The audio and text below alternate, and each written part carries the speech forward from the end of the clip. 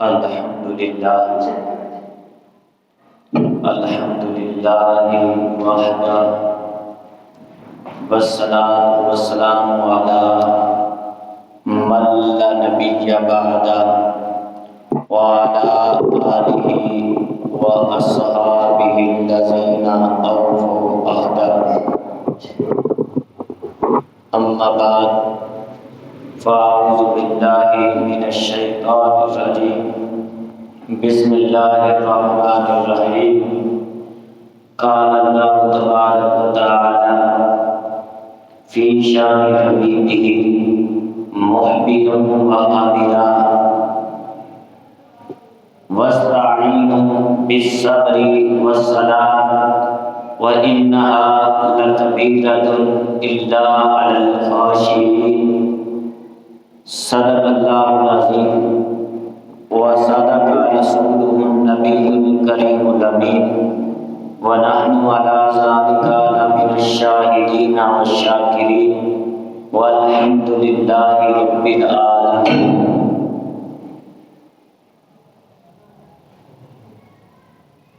ان اللہ وملائکتہ یصلون علی النبی یا ایھا الذین آمنوا صلوا علیہ وسلموا تسلیما۔ الصلاۃ والسلام علیک یا سیدی یا رسول اللہ، الصلاۃ والسلام علیک یا سیدی یا حبیب اللہ۔ خوش شادی کو وہ تازہ گلاب دیتے ہیں، عہد پیری کو پھر سے شباب دیتے ہیں۔ پڑھ لے درود غفلت نہ کریں، خدا کی قسم وہ اب بھی تمہارے سلام کا جواب دیتے ہیں۔ الصلاۃ والسلام علیک یا سیدی یا رسول اللہ، الصلاۃ والسلام علیک یا سیدی یا حبیب اللہ۔ نگاہ بلی میں وہ تاثیر دیکھی، نگاہ بلی میں وہ تاثیر دیکھی، بدلتی ہزاروں کی تقدیر دیکھی۔ اللہ رب العزت جل جلالہ وعظم نواہہ وعظم برہانہ وعظم اسم شانہ کی حمد و ثنا اور حضور نبی اکرم نور مجسم شاہ بنی آدم رسول محتشم حضرت محمد مصطفیٰ صلی اللہ علیہ وآلہ وسلم کی بارگاہ اقدس میں ہدیہ درود عرض کرنے کے بعد السلام علیکم ورحمۃ اللہ وبرکاتہ۔ آج ہماری جامع مسجد گلشن رسول صلی اللہ علیہ وآلہ وسلم اس کے اندر جمعۃ المبارک کے موقع پر منعقد ہونے والا اجتماع، اس میں ہمارا موضوع کہ اللہ تبارک و تعالی کی عطا سے اللہ کے بندے بھی مدد کرتے ہیں۔ رب ذوالجلال سے دعا ہے کہ خالق کائنات حق بیان کرنے کی توفیق عطا فرمائے اور آپ حضرات کو اس پر عمل پیرا ہونے کی توفیق عطا فرمائے۔ بہت سارے ایسی سوچ رکھنے والے فرقے جو یہ کہتے ہیں کہ مدد جو ہے وہ صرف اللہ ہی کرتا ہے، اللہ کے علاوہ کوئی مدد نہیں کرتا، تو ہم بھی یہی کہتے ہیں کہ حقیقتاً ہر چیز پر قدرت رکھنے والی ذات وہ میرے رب کی ذات ہے، لیکن جن کو رب عطا کرے اور جن کو رب ایسا بندہ بنائے کہ وہ دوسروں کی بھی مدد کرے، یہ مختلف مقامات پر رب کریم نے قرآن مجید فرقان حمید میں ارشاد فرمایا۔ اللہ فرماتا ہے وَاسْتَعِنُوا، تم مدد طلب کرو، کس سے؟ بِالصَّبْرِ، صبر سے مدد طلب کرو۔ تو صبر یقیناً خدا نہیں ہے، غیر خدا ہے، اور رب خود ارشاد فرما رہا ہے مسلمانوں تم مدد صبر کے ساتھ حاصل کرو، اور والصلاۃ، نماز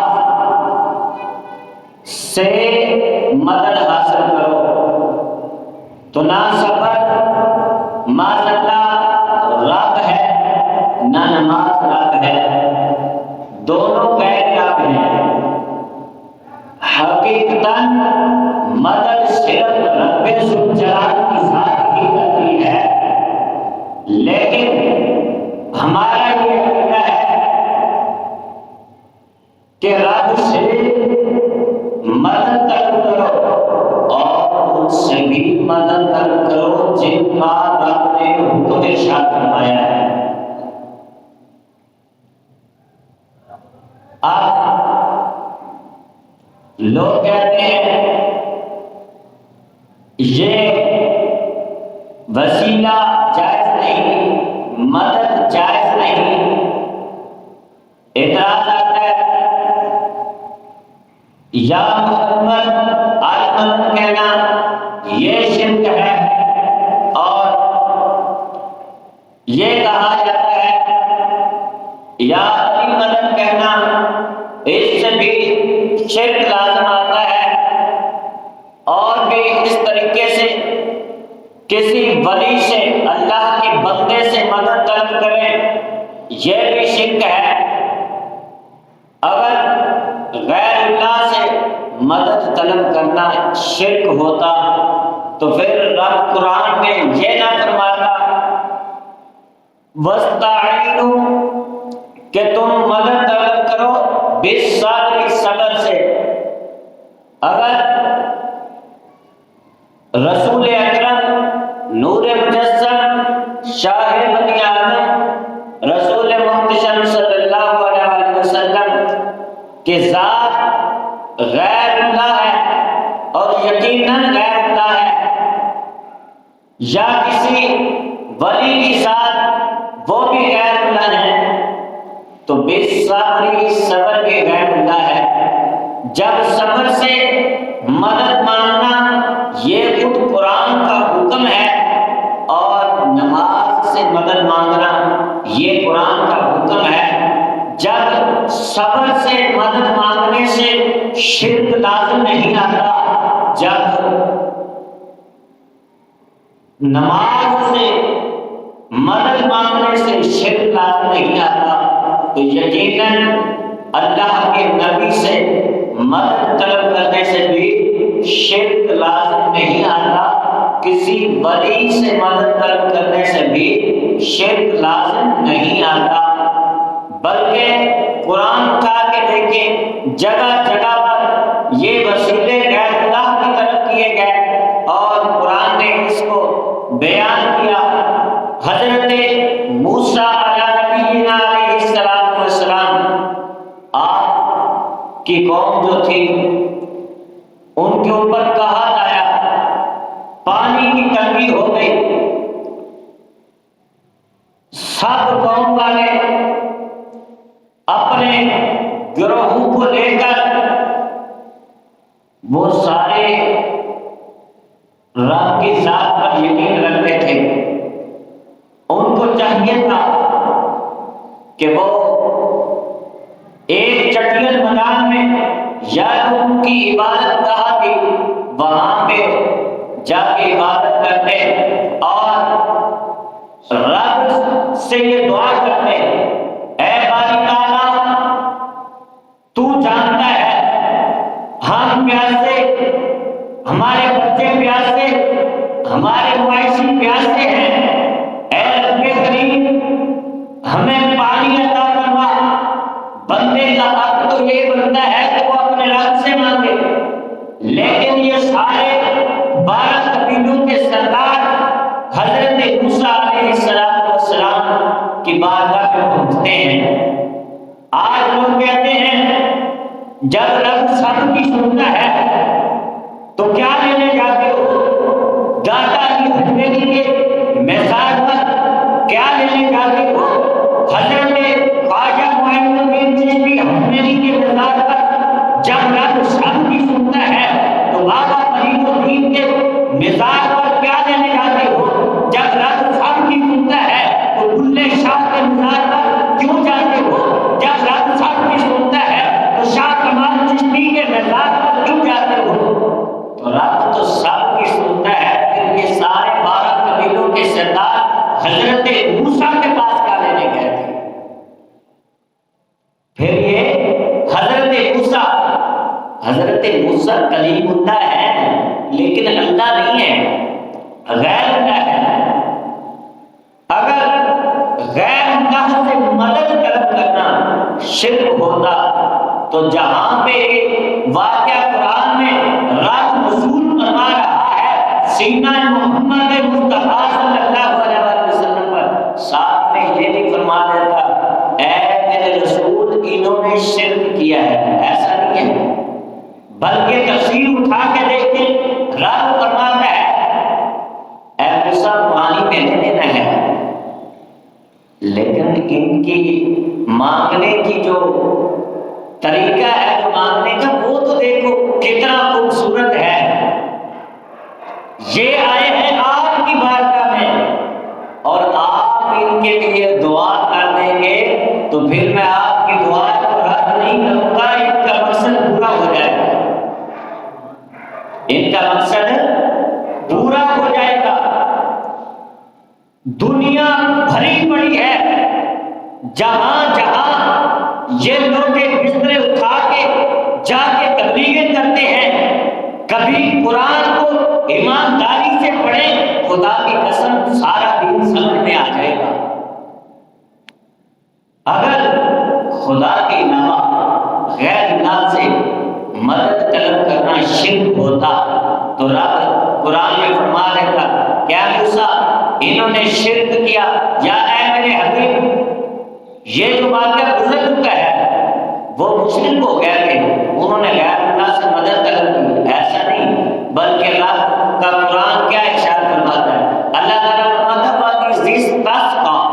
اور جب موسیٰ علیہ السلام سے سوال کیا گیا لِقَوْمِهِ، ان کی قوم نے سوال کیا تو حضرت موسیٰ علیہ السلام نے پھر کیا کیا، اور جب حضرت موسیٰ علیہ السلام نے اپنے رب سے استسقا کیا، مانگا کیا، لِقَوْمِهِ، اپنی قوم کے لیے، اور مانگا کیا، پانی مانگا، تو رب نے کیا ارشاد فرمایا۔ اب دیکھیں یہاں پر ایک اور بات ہے، جب حضرت موسیٰ علیہ السلام نے پانی مانگا چاہیے یہ تھا کہ رب کی طرف سے ڈائریکٹ مدد آتی، بارش ہو جاتی اور وہ جو گڑھے تھے وہ پانی سے شرابور ہو جاتے، بھر جاتے اور لوگ اپنے برتنوں میں پانی محفوظ کر لیتے، لیکن نہیں، رب یہاں پر ارشاد فرماتا ہے کہ میں ہر چیز پر قادر ہوں، لیکن جس کو میں یہ طاقت دے دوں اس کی طاقت کا کوئی اندازہ نہیں لگا سکتا، تو میری طاقت کا کون اندازہ لگا سکتا ہے۔ اللہ تبارک و تعالیٰ نے بارش ڈائریکٹلی نہیں برسائی، حالانکہ وہ بھی فرشتے برساتے ہیں، حقیقتاً سب کچھ رب کی قدرت میں ہے، لیکن رب نے اپنے پیاروں کی ڈیوٹی ڈیوٹی لگائی ہوئی ہے، رب نے اپنے پیاروں کی ڈیوٹی لگائی ہے۔ اور حضرت موسیٰ علیہ السلام کو آگے سے جواب کیا ملا؟ رب کریم ارشاد فرماتا ہے، رب فرماتا ہے فَقُلْنَا اضْرِبْ بِعَصَاكَ الْحَجَرَ، رب فرماتا ہے اے موسیٰ علیہ السلام، اے میرے پیارے پیغمبر، جو تمہارے ہاتھ میں عصا ہے اس کو پتھر پر مارو۔ اب اس ملا کو ایک پتھر پر ایک ڈنڈا دے کے کھڑا کر دیا جائے اور کہا جائے لگاؤ اس پر سر، تو جب کسی پکی دیوار پر اسٹیک ماری جائے تو وہ واپس سر کو پڑنے لگتی ہے۔ میں اور آپ یہ کام کریں تو ہم سے یہ ممکن نہیں ہے کہ پتھر پر سوٹی ماری جائے، اسٹک ماری جائے، ڈنڈا مارا جائے، عصا مارا جائے، لیکن اللہ کا نبی وہ اللہ کی دی ہوئی طاقت سے کیا کر سکتے ہیں؟ حضرت موسیٰ علیہ السلام نے جب اپنے مبارک عصا کو پتھر پر مارا، ہم مارے تو ڈنڈا ٹوٹ جائے، ہم مارے تو ڈنڈا سر کی طرف واپس آئے، ہم مارے تو پتھر کو کچھ نہ ہو، ہم مارے تو پتھر سے کچھ نہ نکلے، لیکن جب اللہ کے پیغمبر حضرت موسیٰ علیہ السلام نے اپنے عصا مبارک کو پتھر پر مارا تو ہوا کیا؟ رب فرماتا ہے فَانْفَجَرَتْ مِنْ حُسْنَتَ عَشْرَةَ عَيْنًا، بس اس میں سے 12 چشمے پھوٹ پڑے، اس میں سے 12 چشمے پھوٹ پڑے۔ یہ کافی ساری کہانیاں اور قصے سنا کے بھی شان اولیاء بیان کیے جا سکتے ہیں، لیکن اللہ کے قرآن سے شان اولیاء اس وجہ سے بیان کیا جاتا ہے کہ اگر کوئی بھی موذی اٹھ کے سوال کرتا ہے تو آپ حضرات جواب دے سکیں، بھائی ہمارا عقیدہ قصے پر بنا ہوا نہیں، کہانی پر کھڑا ہوا نہیں ہے، بلکہ اہل سنت کا عقیدہ وہ ہے جو رب کا قرآن ہے، نبی علیہ السلام کا فرمان ہے، جو رب کا قرآن ہے، نبی علیہ السلام کا فرمان ہے۔ تو حضرت موسیٰ علیہ السلام نے جب پتھر پر اپنا مبارک عصا مارا تو پتھر سے 12 چشمے پھوٹ پڑے۔ یار ممکن ہے یہاں پر کچا پتھر تھوڑا سا لگا ہوا ہے، یہ زمین پر پتھر لگا ہوا ہے، جو کہتا ہے میں اور نبی برابر ہیں، تو اس کو کہو اس پر وہ ہر جمعے کو ہم پانی بھی لگاتے ہیں اور پھر اس پر عصا مار کے ہمیں پانی کی 2 بوندیں ہی نکال کے دکھا دیں۔ جب تمہارے کام نبی کے کاموں جیسے نہیں، تمہاری ساتھ پر محبوب نبی کی ساتھ کیسے ہو سکتی ہے؟ جب نبی کے کاموں کو سمجھنے کے لیے ہمارے اندر عقل نہیں ہے، نبی کی ذات کو سمجھنے کے لیے ہماری عقل کیسے ہوگی؟ اور ہماری عقل کی کیا مجال ہے کہ وہ نبی کی ذات کو بولتے پھرے؟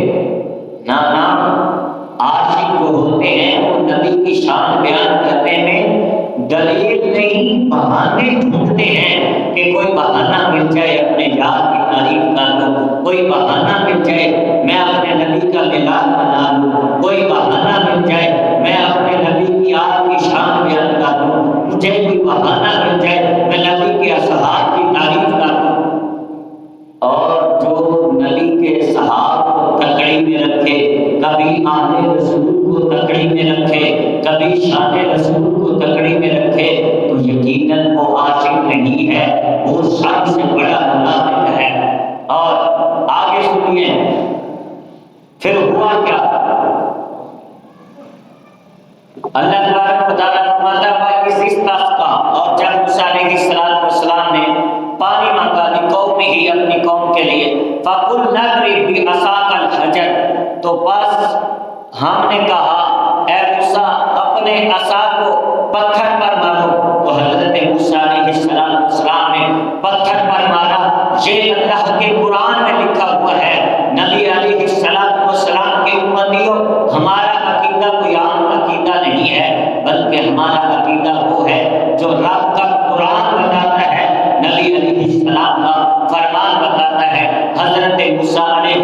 والسلام نے جب پتھر پر اپنے عصا کو مارا، فانفجر من حسنتا عشرۃ عینا، بس اس پہ 12 چشمے اس میں پھوٹ پڑے۔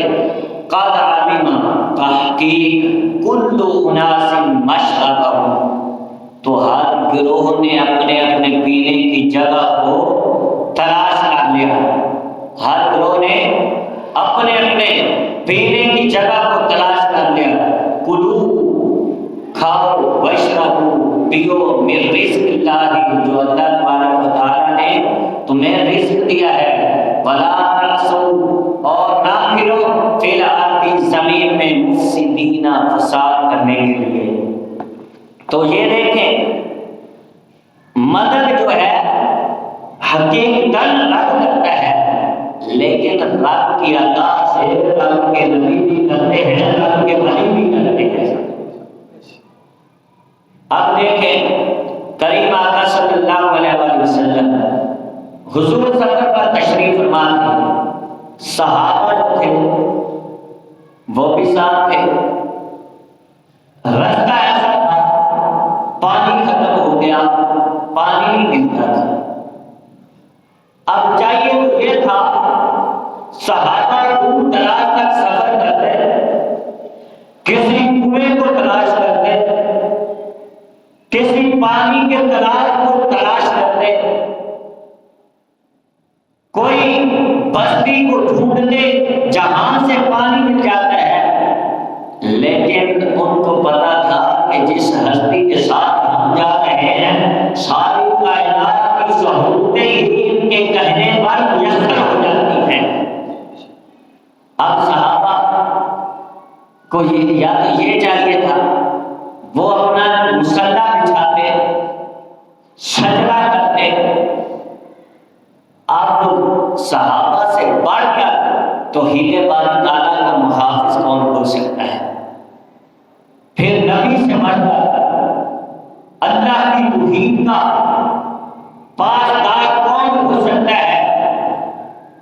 حضور علیہ السلام نے اعلان نبوت فرمایا تو کافروں نے کہا اے محمد اپنے آپ کو نبی منانا ہے تو منا لو، لیکن ہم تمہارے خدا کو نہیں مانیں گے۔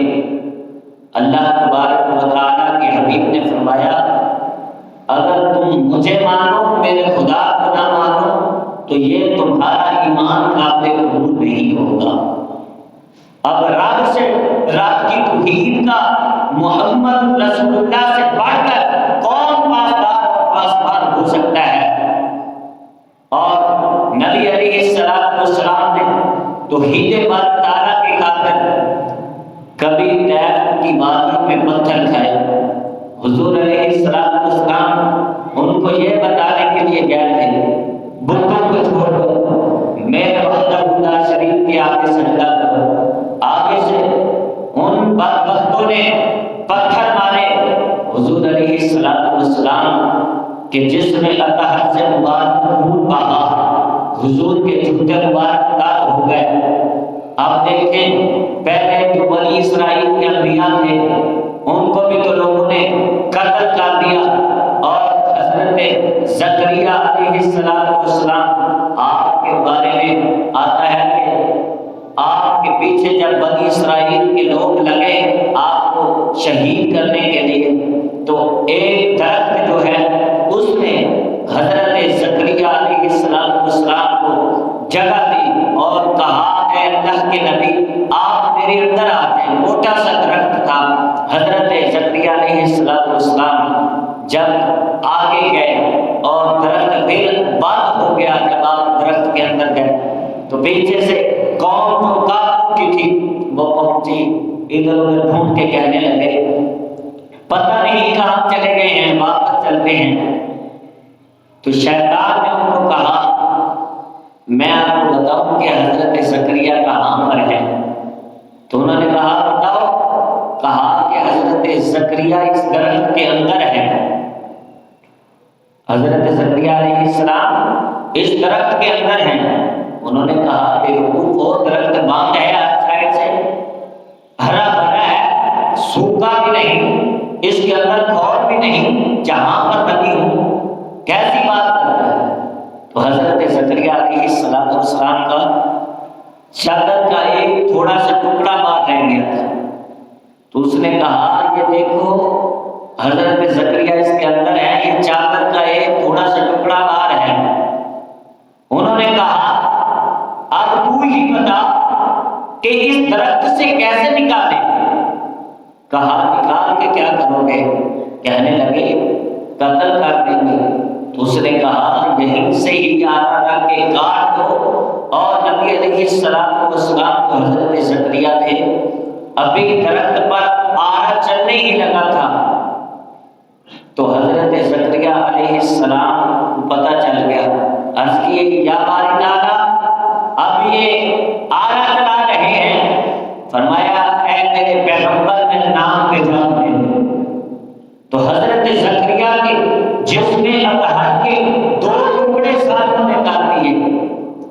لیکن اللہ تبارک و تعالیٰ اپنی مرضی سے، اور جب انبیاء یہ درخواست کرتے تھے کہ یا اللہ یہ قوم نہیں سن رہی، اس کے اوپر عذاب نہ فرما، پھر عذاب ادھر طیب کی وادی ہے، لوگوں نے میرے نبی علیہ السلام کو اتنا زخمی کیا کہ کریم آقا صلی اللہ علیہ وسلم کے جوتے مبارک خون سے تر ہو گئے.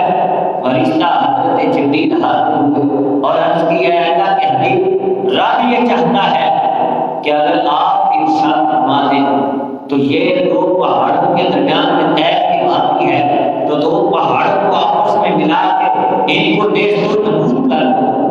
کتنے قریب نبی صلی اللہ علیہ وسلم تھے. آقا نے فرمایا اے جبریل میں ان کے لیے رحمت بن کر آیا ہوں. آقا انہوں نے اتنا ظلم کیا، آپ کے مبارک خون سے تر ہیں. فرمایا یہ نہیں تو ان کی کوئی نسل میں سے ایمان لے آئے گا. لیکن بات ہم یہ کر رہے تھے کہ حضرت موسیٰ علیہ السلام کی قوم جب پانی لینے آئی تو یہ مدد غیر اللہ کی تھی. اور جب صحابی رسول صلی اللہ علیہ وسلم کو صحابہ کو پانی کی طلب ہوئی تو صحابہ نے مسلح بچھا کے رب سے مانگنا چاہتے تو مانگ سکتے تھے، لیکن 1400 سال پہلے وہ ہدایت کے ستارے ہمارے لیے یہ راستہ روشن کر گئے. اور انہوں نے جا کے نبی کی بارگاہ میں عرض کیا اللہ کے حبیب ہم پیاسے ہیں، پانی چاہیے. اب حضرت محمد مصطفیٰ صلی اللہ علیہ وسلم آپ نے فرمایا کسی کے پاس تھوڑا سا پانی ہے؟ عرض کی یا رسول اللہ پیالے میں تھوڑا سا پانی ہے. تو فرمایا میرے پاس دیکھ لو.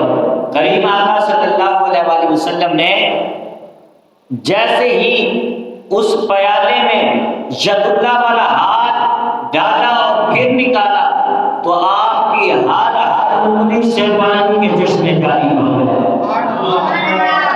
آپ کی ہر انگلی سے پانی کے چشمے جاری ہو گئے. صحابہ فرماتے ہیں ہم بھی سیراب ہو گئے، ہمارے بچے بھی سیراب ہو گئے، اور ہمارے جانوروں نے بھی پانی پیٹ بھر کے پی لیا، اور ہم نے سفر کے لیے پانی جمع کر کے بھی رکھ لیا. لیکن رسول اللہ کی مبارک انگلیوں سے پانی ابھی تک بھی ختم نہیں ہوا تھا. اور حضور علیہ السلام آپ بھی ماشاءاللہ آپ جو ہیں خدا نہیں ہیں، غیر خدا ہیں. تو جب صحابہ ہمیں یہ بتا رہے ہیں حقیقتاً رب ہی مدد کرتا ہے، لیکن اپنے نبی کا وسیلہ ڈالو گے تو رب جلدی عطا فرما دے گا، اور بن مانگے اتنا عطا فرما دے گا، اتنا عطا فرما دے گا کہ تمہاری نسلوں سے بھی ختم نہیں ہوگا. یہ وہ ماہ مقدس ہے کہ جس ماہ مقدس میں ولیوں کے سردار حضرت شیخ عبدالقادر جیلانی، قطب ربانی، محبوب سبحانی، حضرت سیدنا غوث اعظم رضی اللہ عنہ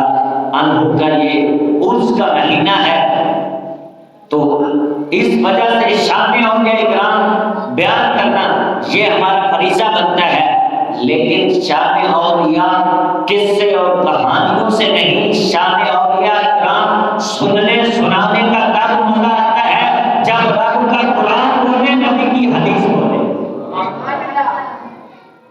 آپ کے والد گرامی حضرت موسیٰ جنگی دوست، آپ کی لقب ہے آپ کا ابو صالح، کنیت ہے ابو صالح، اور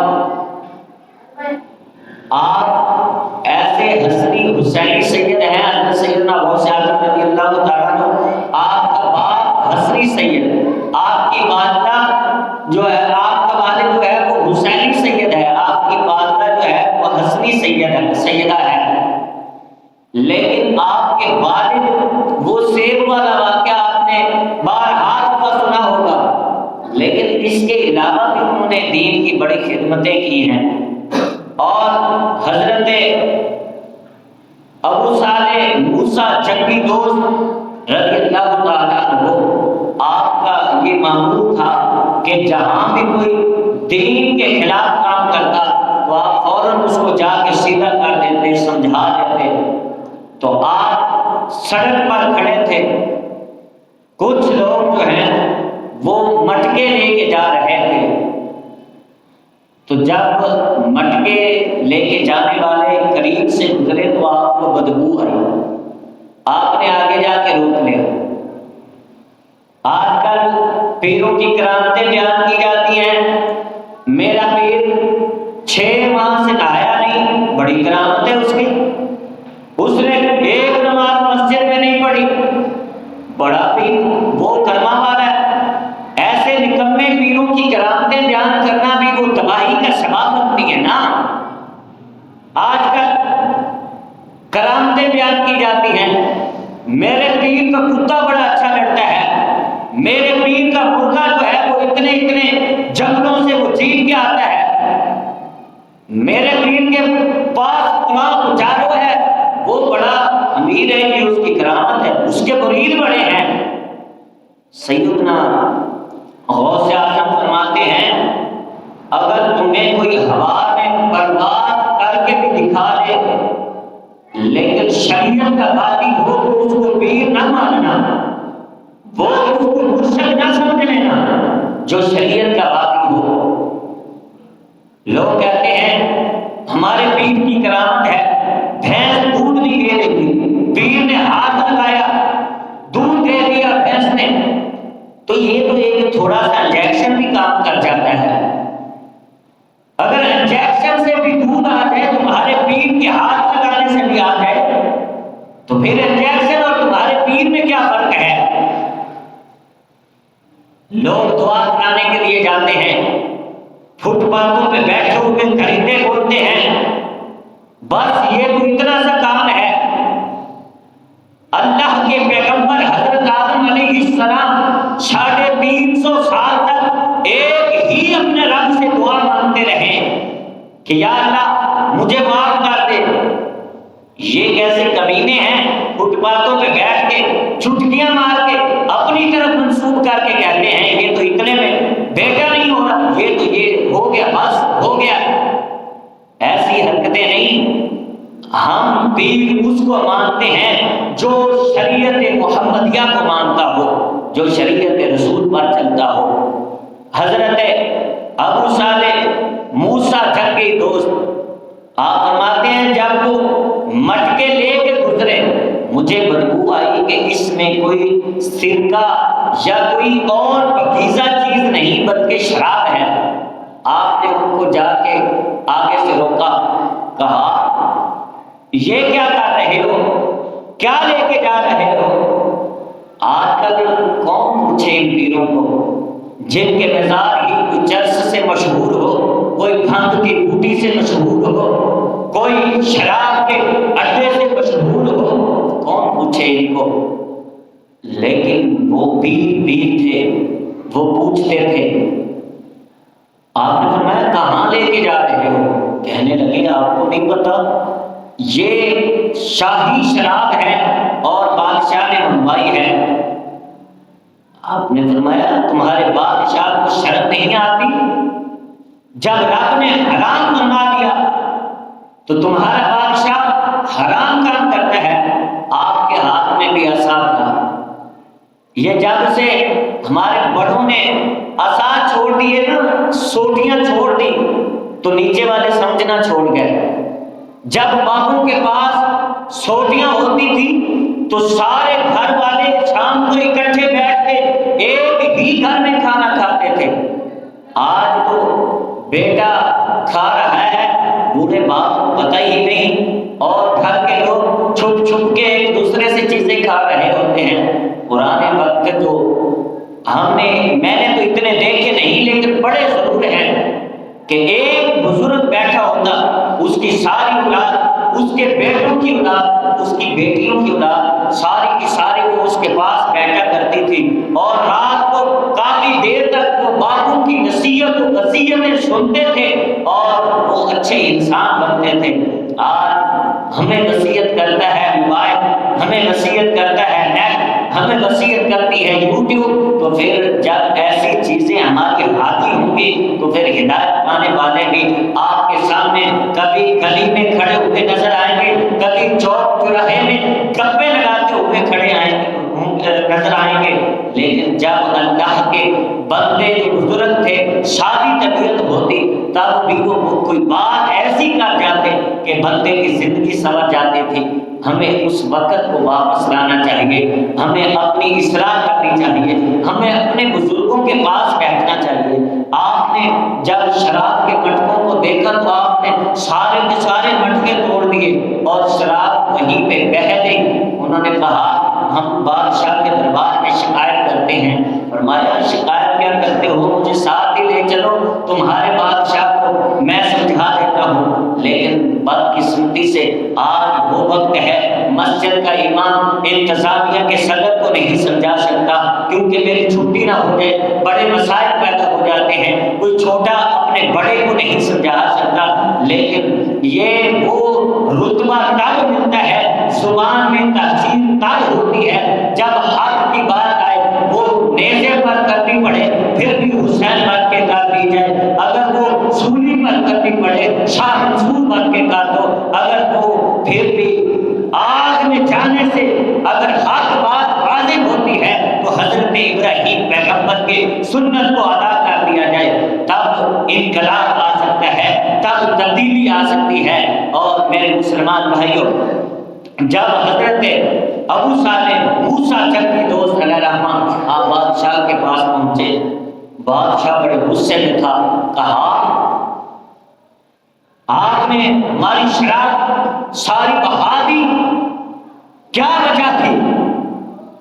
آپ نے فرمایا اس وجہ سے بہا دی ہے کہ مجھے تجھ پر ترس آ گیا تھا، مجھے تجھ پر ترس آ گیا اس وجہ سے۔ کہا کیسا ترس؟ فرمایا اگر تو پی لیتا تو تو حرام کام کا مرتکب ہو جاتا، تو میں نے تیرے اوپر ترس کھایا، تجھے لقمہ حرام سے بچا لیا۔ بادشاہ نے کہا کہ آپ کی کس نے ڈیوٹی لگائی ہے، آپ کون ہوتے ہیں؟ آپ نے فرمایا میں محتسب ہوں، احتساب کرتا ہوں، غلط کام کرنے والوں کو سیدھا کر دیتا ہوں۔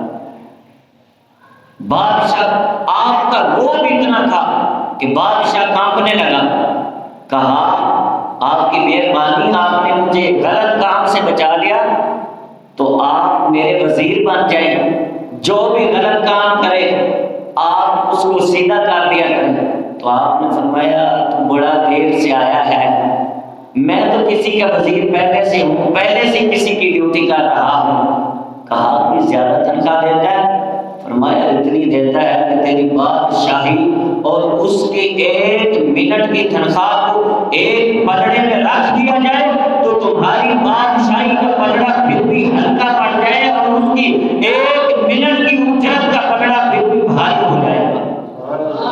کہا زمانے کیسا بھی بادشاہ ہے؟ فرمایا ہاں میں اپنے رب کی بندگی کرتا ہوں، اس کے حکموں پر چلتا ہوں، تو میں جس کی ڈیوٹی کرتا ہوں وہ ہر چیز پر قادر ہے، وہ تو سب سے بڑا بادشاہ ہے۔ آپ اپنی یہ وزارت خانے والی نوکری اپنے پاس رکھیں۔ آج بھی ہم نے اس کا عبورت کیا ہوا ہے۔ اللہ کے ولیوں میں اور ہم میں کیا فرق ہے؟ ہم وہ ہیں جو رب کے آگے نہیں جھکتے، اس وجہ سے سب کے آگے جھکتے۔ جو رب کے آگے نہیں جھکتا وہ جگ کے آگے جھکتا ہے، جو رب کے آگے جھکتا ہے پھر وہ سب کے آگے نہیں جھکتا۔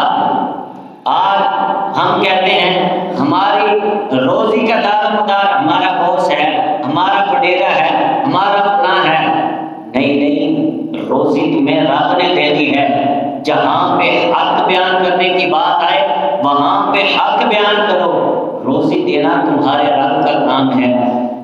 تو اگر باپ اتنا صالح ہوگا، باپ اتنا نیک ہوگا کہ ایک سیب کے پیچھے کئی سال تک غلامی کرتا رہے، تو پھر اس سے پیدا ہونے والے لال کو دنیا بہت سے آتی ہے۔ جن کی مائیں قرآن کی تلاوت کرتی تھی، جن کی مائیں تہجد کی نمازیں پڑھتی تھی، جن کی مائیں گلے نہیں کرتی تھی، جن کی مائیں رسول پاک صلی اللہ علیہ وسلم کے فرمان کو پڑھتی تھی، ان سے پیدا ہونے والے بیٹے کسی کو غوث اعظم کہا جاتا ہے، کسی کو داتا علی حجویری کہا جاتا ہے، کسی کو خواجہ معین الدین چشتی حجویری کہا جاتا ہے، کسی کو بلے شاہ قصوری کہا جاتا ہے، کسی کو عثمان نووی کہا جاتا ہے، اور کسی کو امام احمد رضا کہا جاتا ہے، کسی کو غازی علم الدین شہید کہا جاتا ہے، کسی کو غازی احمد چیمہ شہید کہا جاتا ہے، کسی کو غازی تنویر کہا جاتا ہے، کسی کو غازی ممتاز قادری کہا جاتا ہے، کسی کو قاضی حسین رضوی کہا جاتا ہے۔ جن کی مائیں نیک ہوتی ہیں تو بیٹے بھی ایسے شاہسوار اور شیر دل پیدا ہوتے ہیں۔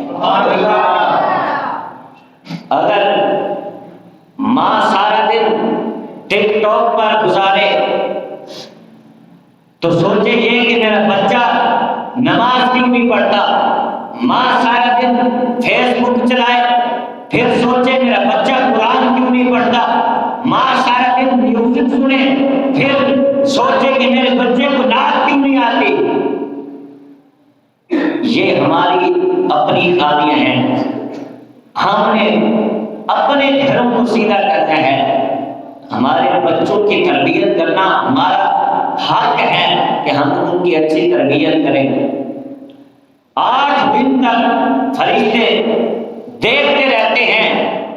اگر کسی کے والدین دنیا سے چلے جائیں، فرشتے 8 دن تک ان کے گھر کا جائزہ لیتے ہیں اور ہر جمعرات کو جا کے ان کو دکھاتے ہیں۔ اگر کوئی دنیا میں اپنی اولاد کی تربیت اچھی کر کے چلا گیا تو فرشتے ان کو کہتے ہیں کھڑا ہو جا اللہ کے بندے، تمہاری اولاد نے تمہارے لیے تحفہ بھیجا ہے۔